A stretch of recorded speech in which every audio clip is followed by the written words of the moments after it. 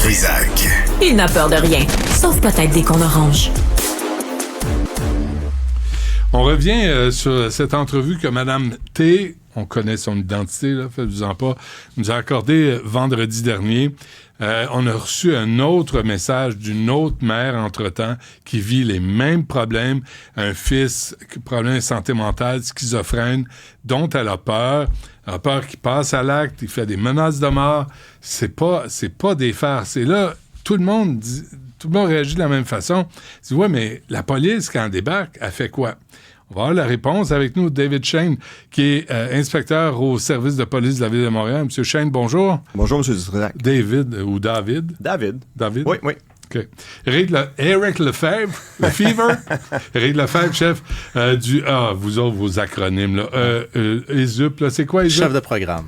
De quoi? L'équipe ESUP, l'équipe de soutien aux urgences psychosociales en partenariat avec la SPVM. Là, je lisais, je commençais avec vous, M. Shane, le SPVM répond chaque année à plus de 33 000 appels concernant une personne en crise dont l'état mental est perturbé. 33 000?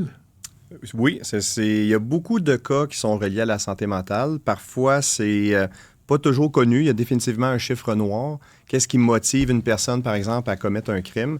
Mais est-ce qu'on peut répertorier comme codifié dès la réception de l'appel? Là, c'est ça. Mais là, vous êtes en train de devenir des travailleurs sociaux. Nous sommes des travailleurs sociaux. En fait... Je pensais que vous étiez des policiers qui appliquaient la loi, qui arrêtaient les bandits. Si vous me demandez pour moi, en fait, moi, je suis criminologue de formation, puis l'équipe que je dirige, ce ne sont que des travailleurs sociaux, psychologues, criminologues qui interviennent avec les policiers sur les appels de santé mentale. OK. Puis comment cette jonction se fait? Là? Comment, à quel moment vous intervenez, vous?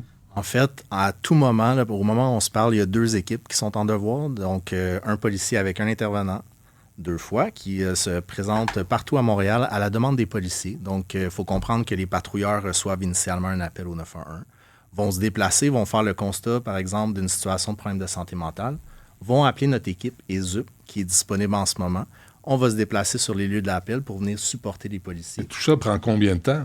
Tout dépendant où se trouve l'appel. On couvre l'île de Montréal, on a 2 équipes. Donc, un appel à Pointe-aux-Trembles, un autre à Verdun, à Dorval. Donc, il faut se déplacer, ça demande du temps. Comment vous trouvez la congestion routière à Montréal, M. Lefebvre? Terrible en ce moment. Mais sérieusement, est-ce que ça vous ralentit dans vos interventions? Ça nous ralentit grandement. On est basé actuellement au quartier général, donc sur Saint-Urbain, coin Sainte-Catherine. Il y a des travaux là, il y a des festivals partout. Donc, juste sortir de là, des fois, c'est compliqué.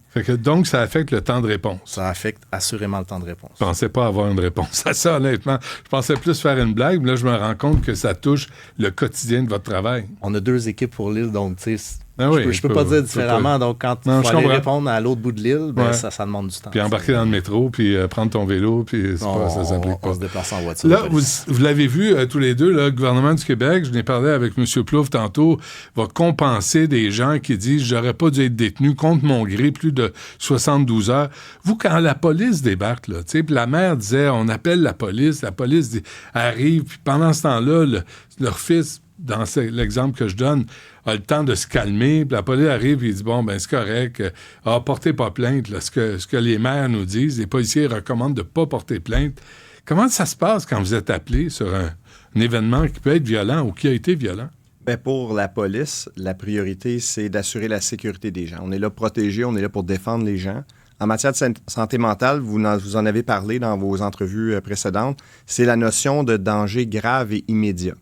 Donc, s'il n'y a pas d'infraction criminelle qui a été commise, à ce moment-là, c'est sous ce critère-là que les policiers vont analyser la situation.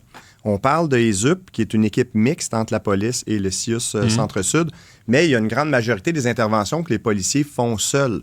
Donc, ils vont recueillir l'information, vont parler avec les gens, vont faire leur appréciation de la situation.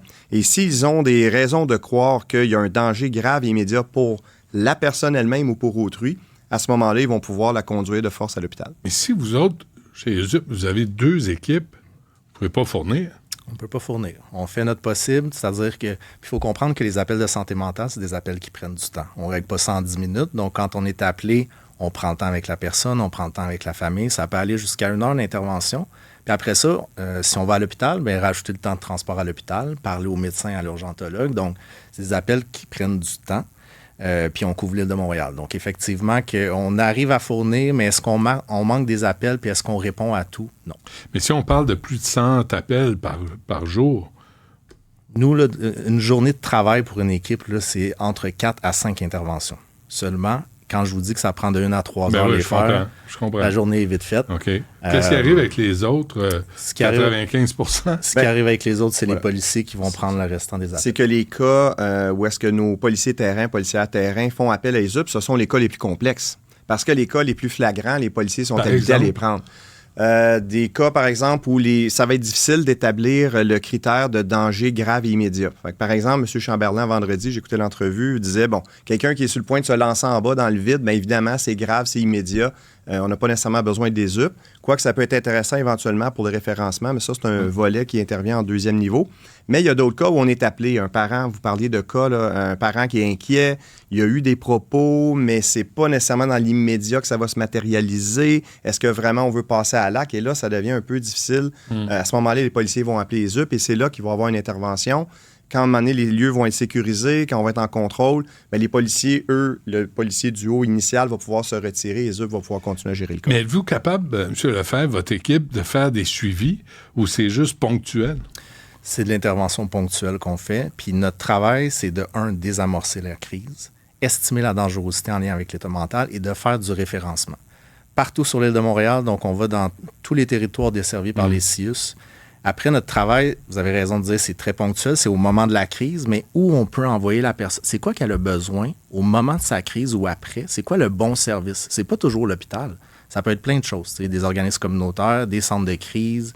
Oui, l'hôpital quand c'est nécessaire, mais notre travail, c'est beaucoup de faire du référencement, d'assurer un filet de sécurité.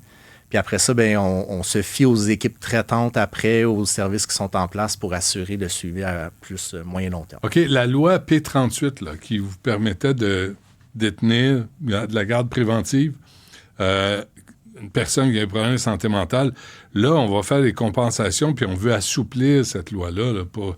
Comment la police réagit à cette décision-là de Québec? Bien, nous, on est là pour appliquer les lois. On travaille dans le contexte légal qui nous est donné. Comment ça va changer votre vie, ça? Bien, ça va dépendre des modalités, mais pour l'instant, ce qu'il faut dire, c'est que P38, c'est dans des cas spécifiques où c'est un intervenant de crise qui détermine qu'il y a un danger grave et immédiat. C'est vous, ça? Donc, l'équipe de M. Lefebvre, ou quand c'est la famille qui nous donne de sérieux motifs de crainte pour un danger grave et immédiat. Dans les autres cas, quand les policiers seuls sur un événement, ils appliquent ce qu'on appelle la common law. Donc, c'est la mission policière générale d'assurer la sécurité des gens, de protéger la vie. À ce moment-là, c'est en vertu de la common law qu'on transporte quelqu'un par nous-mêmes. Sinon, la P38, il faut travailler avec un intervenant de crise. M. Plouffe disait qu'il y a abus là, de la P38. Là. Je parlais du vol, le film avec Jack Nicholson, le vol au-dessus d'un nid de coucou, puis c'est presque de la torture, puis on surmédicamente les patients. Là. Comment vous réagissez quand vous entendez ça? Je vais pas commenter ce qui se passe dans les hôpitaux. Ça, c'est pas mon domaine, c'est pas mon carré de sable. Ce que je peux vous dire, c'est sûr que je suis en désaccord avec le fait qu'il y a de l'abus. Sur toutes nos interventions qu'on fait à ESUP et dans les équipes de crise que je dirige, c'est 10 % des appels qui se terminent par une P38, donc contre le gré de la personne. 10 % 1 sur 10. 1 sur 10. Okay. Donc, dans tous les autres cas, on est capable soit de désamorcer, soit d'aller chercher le volontariat ou de trouver une solution autre qui est la P38. Donc, dire qu'il y a abus, il faudrait voir sur quoi ils se basent pour dire ça. OK, mais là, M. Lefebvre, là, les militants là, qui se battent contre la P38, là, vous, comment vous les percevez? Est-ce qu'ils servent la cause? Ils servent la cause des gens qui défendent. Puis je pense que ça prend de tout. Hein. Ça prend des gens qui défendent ces gens-là. Non, je comprends. Les patients et tout. Je suis qui pour dire que ça, c'est pas correct. Là. Mais moi, ce que je vous dis, c'est que la loi qu'on applique, on l'applique quand on a des motifs pour le faire. On ne se lève pas un matin pour dire on va faire 10 P38 dans la journée. Quand la personne pose un danger pour elle-même ou pour autrui... Oui. Puis que là, tout à coup, là, on veut pas trop les garder, on veut pas les... Tu sais, même contre leur gré, ça veut dire de force. Mm-hmm. Ça veut dire qu'on va... Tu sais, je disais, Denis Lazure m'a dit il y a 17 ans, c'est un échec, là, la désinstitutionnalisation. Fait que, on fait quoi, là? On règle rien, là. Il y a de plus en plus de services qui existent. Il y en a encore aujourd'hui, en 2024, qui sont mis en avant pour essayer de... trouver des services dans la société pour les gens, parce que vous avez raison qu'on est passé d'un modèle où on gardait les gens hospitalisés à un modèle où on veut les traiter dans la société. De plus en plus, il y a des services qui sont encore mis sur pied en 2024. Est-ce que la P38 demeure nécessaire? Moi, je pense que oui. Assurément, quand les gens ont plus la capacité de se rendre compte qu'ils sont malades, qu'ils sont dangereux, bien, ça nous prend quelque chose pour pouvoir dire on va les amener à l'hôpital se faire évaluer. OK, exemple concret, là, M. Plouffe disait les gens appellent, disent j'ai rien fait de mal, je suis correct, je sais pas. Est-ce qu'ils sont en déni? Est-ce que c'est la maladie mentale qui parle à leur place puis ils constatent pas la réalité? Ça peut être ça. Ça peut être ça. Ils disent ça à quel moment? Une fois qu'ils ont été traités, qu'ils ont été stabilisés, qu'ils vont un petit peu mieux. Ouais. Quel souvenir ils gardent de cet événement de crise-là? Il y en a sûrement qui ont raison là, dans ce que vous dites, qu'ils ont été amenés, peut-être qu'on a mal expliqué, qu'on leur a rien dit, puis ça se peut que ça arrive. Mais est-ce que ça se peut aussi que le souvenir qu'ils gardent demeure nébuleux, ils ont eu le temps d'être traités, ils vont un peu mieux, puis tout ça? Nous, quand on fait une P38, on explique à la personne nos motifs. On le dit. Il y a des états de crise où la personne n'est pas capable de comprendre tout ça. Fait que bien évidemment que nos explications sont limitées. Ce qui est important, c'est de la contraindre, de l'amener puis de la sécuriser à l'hôpital. Limitée ou interprétée? Oui. Ou mal comprise? Mal comprise. Vous autres, du côté de la police, M. Chêne, moi, on était, vous vous souvenez, là, Cube, là, Berry, puis Sainte-Catherine. Sainte-Catherine devenue un asile à ciel ouvert. Puis un asile, même pas un hôpital psychiatrique. Là. Les gens ont besoin de soins. Est-ce que vous êtes rendu à être obligé de prendre la relève? Là? Fadi Daguerre me disait que c'était un pourcentage de fou. Là. Oui, bien absolument. On est de plus en plus confrontés aux problématiques de santé mentale. Le service de police fait tout ce qu'il peut. Mais vous ne pouvez pas les arrêter? On ne peut pas les arrêter pour santé mentale, non. Vous ne pouvez pas les amener de force à l'hôpital? Sauf quand ils présentent un danger grave et immédiat pour autrui. Alors, c'est là où est-ce que, par exemple, en 2012, avec le CIUS Centre-Sud, on a fondé l'équipe mixte dont on vous parle, qui est ESUP. Donc, la police de Montréal est allée bien au-delà d'un mandat juste de protection. On est allé un peu plus loin pour aider au référencement, pour être encore plus efficace. Et on continue à travailler avec différentes équipes sur le terrain, EMIS, la santé publique en général aussi. Voyez-vous parce que là, c'est de la violence réelle. Là. Il y a des familles qui ont peur, il y a des proches, des conjoints, des conjointes. C'est réel. Là. Voyez-vous la lumière au bout du tunnel? Très bonne question. Est-ce qu'on la voit? Il y en a de plus en plus, vous avez raison. Avec le COVID aussi, on a vu une augmentation des cas de la détresse, tout à fait, une multiplication des appels. Les cas sont de plus en plus complexes aussi. Dans le cas de la dame que vous avez interviewée, c'est pas rare, hein, les cas de problèmes de santé mentale jumelés à de la consommation de drogue, ça vient complexifier tout ça. Je suis obligé de demeurer optimiste là, avec le travail que je fais. Sinon, ça serait difficile à tous les jours. Mais les services, là, ils existent. Il y en a beaucoup. Est-ce que c'est facile d'accès? Pas toujours. Est-ce qu'il y a des listes d'attente? Bien évidemment.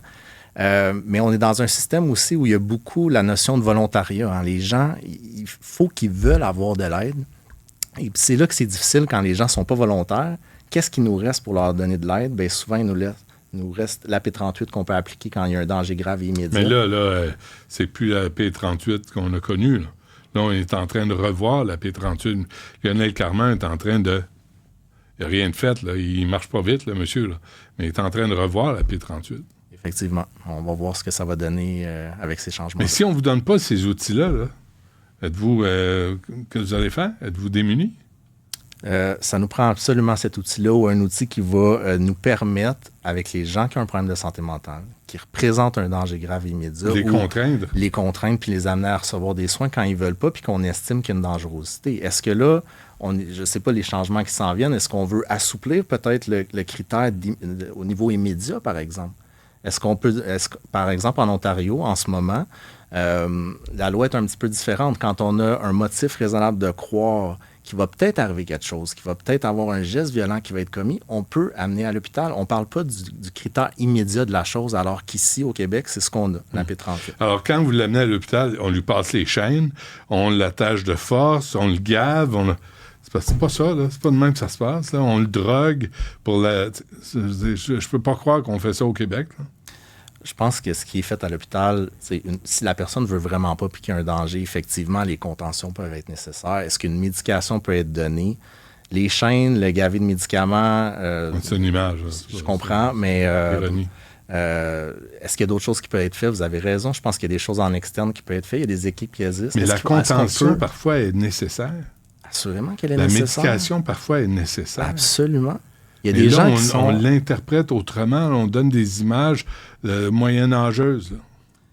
Ben, ces gens qui donnent ces images-là, ça leur appartient. Moi, ce que je vous dis, c'est que quand on amène quelqu'un à ce point-là psychotique à l'hôpital, dangereux, puis qui ne veut pas rester, qui doit quitter, qu'est-ce qu'on fait? Ben, il faut parfois les contentionner, puis leur donner une médication, puis les ramener. La roue? Leur imposer non, pas la roue. Oubliez la roue. Non, mais c'est parce que tu as l'impression que ça dérape tout le temps. Quand tu dis on va en prendre soin, oui. On va les médicamenter. Bon, là, ça veut dire qu'on va les torturer. J'ai de la misère, moi, avec ces extrémismes dans l'interprétation de la réalité. Vous autres, vous êtes pognés avec ça, puis c'est pas prêt d'être réglé, là. C'est pas prêt d'être réglé, mais le SPVM va toujours répondre présent. C'est sûr qu'avec les années, vous parlez de lueur d'espoir, il y a la problématique globale, mais au niveau du service de police, on a investi beaucoup de ressources. On a parlé en 2012 de ISUP, c'est quand même une équipe qu'on a doublée avec le temps. Également des équipes de patrouille de cohabitation. Je comprends. Mais on a quand même commencé de rien. Je veux dire, à l'époque où moi je patrouillais, on n'avait pas ces équipes-là. Donc, on améliore ce service, on s'adapte à l'évolution. Pire qu'avant? C'est vraiment pire qu'avant? C'est difficile à dire pour moi. Je suis plus sur le terrain, mais ça avait commencé déjà quand je me souviens mes exemples quand j'étais patrouilleur. On était confrontés aussi au début de la désinstitutionnalisation. Je travaillais au centre-ville aussi, Sainte-Catherine-Berry, c'était mon secteur. Et c'était dans les débuts de UPSJ, Urgence psychosociale justice, qui fait un travail remarquable. On en profite pour vous remercier aussi au Centre-Sud. C'est un excellent partenaire. On travaille en collaboration depuis longtemps. Lâchez pas. Pas facile, hein, comme pas job. Facile. Pas facile, certain. Éric Lefebvre, criminologue de formation, et David Shane, inspecteur au service de police de la Ville de Montréal. Merci à vous deux. Merci à vous. Merci.